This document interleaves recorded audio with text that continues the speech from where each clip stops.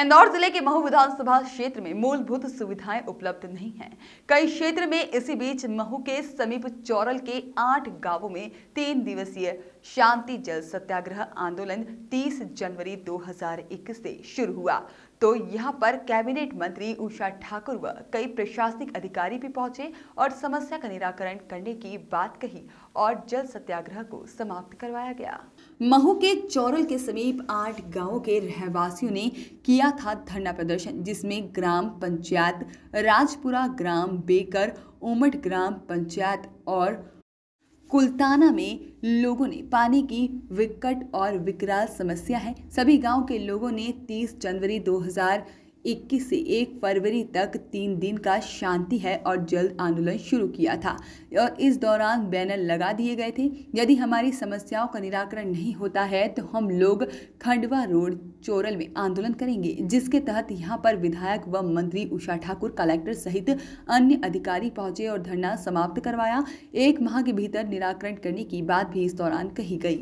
पीने के पानी की उपलब्धता, उससे ज्यादा बड़ी चिंता थी सिंचाई के पानी की, क्योंकि सिंचाई के पानी के अभाव के कारण यहाँ सब वनवासी के गेहूं जीरे के जैसे बारीक ही रह गए थे। तो ये बहुत गंभीर चिंता का विषय था।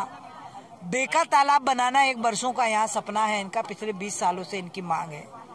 मैं जब से आई हूँ 2 वर्ष से मैं सतत इस प्रक्रिया में लगी हूँ कि कैसे बेका तालाब व्यवहारिक धरातल पर उतर जाए। हमने सारी प्रक्रियाओं को पार किया। हमने जिलाधीश धार से जो जमीन राजस्व के वन विभाग को देना थी वो दिलवाई, पर कुछ 8 बीघा जमीन कम पड़ी, क्योंकि वो ढलाव के कारण वन विभाग उसको ले नहीं सकता।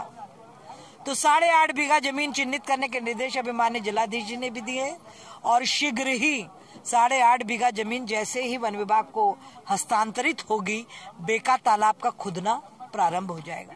कि यदि पहले अतिक्रमण पे सख्ती होती तो दूसरा आदमी वन में अतिक्रमण नहीं करता। तो कहीं न कहीं वन विभाग के अधिकारी मिलीजुली कुश्ती करके अतिक्रमण वन विभाग की जमीन पर करवाते रहते और ये मनुष्यता के लिए चिंता का विषय है।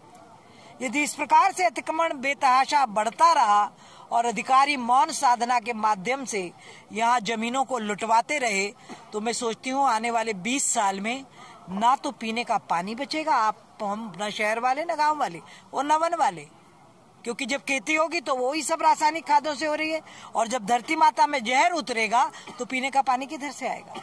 और वन को ऐसी बेतहाशा कटाई होगी तो सांस लेना भी दूभर होगा।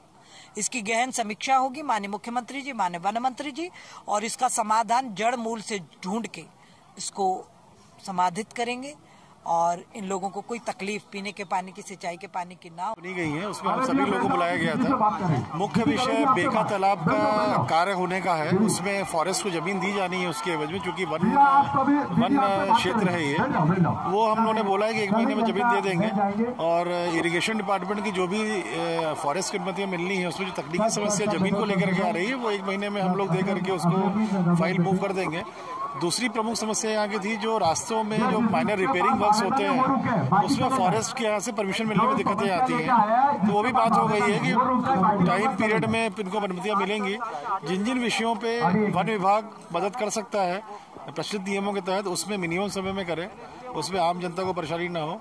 इसके लिए यहाँ के एसडीओपी साहब को भी बोला है कि जो अधिकार है वन क्षेत्रों में लोगों का कार्य करवाने को, जिसमें फॉरेस्ट के डीएफओ अनुमति दे सकते हैं, उसमें अनावश्यक विलंब न किया जाए और उसमें जनता के जो भी सुविधा है उसको देख करके त्वरित निर्णय किया जाए उसमें। KNN न्यूज के लिए महू से प्रकाश सिसोदिया की रिपोर्ट।